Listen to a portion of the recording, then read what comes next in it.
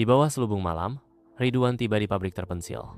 Tempat angin membisikkan kisah-kisah dari masa lalu yang terlupakan. Pabrik menjulang, peninggalan industri, jendela-jendelanya yang pecah, seperti mata kosong yang menatap ke dalam jiwa. Ridwan keluar dari mobilnya, angin menderu di sekelilingnya, saat dia bersiap menghadapi hal yang tidak diketahui. Dengan senter membelah kegelapan, Ridwan menuju gerbang pabrik.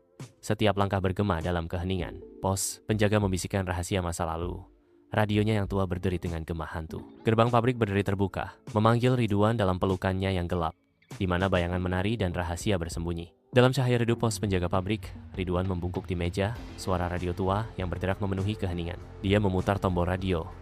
Alisnya berkerut karena konsentrasi saat dia mencari sinyal yang jelas di tengah statis. Tiba-tiba, bisikan samar membelah kebisingan, mengirimkan hawa dingin ke tulang punggungnya. Radio berderak dengan pesan rahasia. Kebenaran tersembunyi di bawah beton. Ridwan, matanya terpaku pada radio, pikirannya berpacu untuk menguraikan arti dari kata-kata yang dibisikkan. Ridwan menjelajah ke jantung pabrik. Sorot senter membelah kegelapan.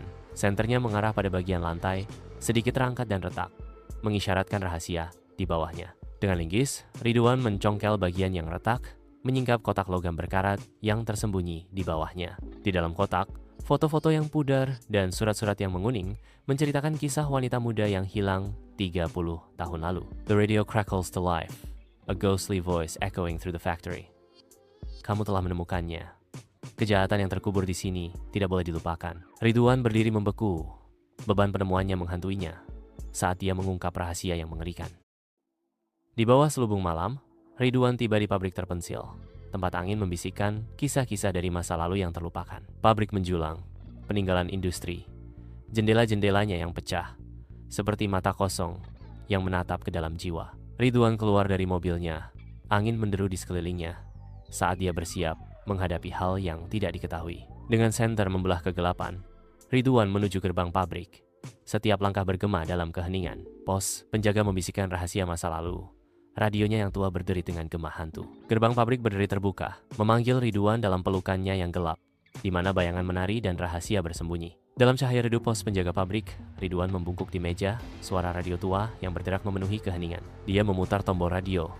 Alisnya berkerut karena konsentrasi saat dia mencari sinyal yang jelas di tengah statis. Tiba-tiba, bisikan samar membelah kebisingan, mengirimkan hawa dingin ke tulang punggungnya. Radio berderak dengan pesan rahasia. Kebenaran tersembunyi di bawah beton.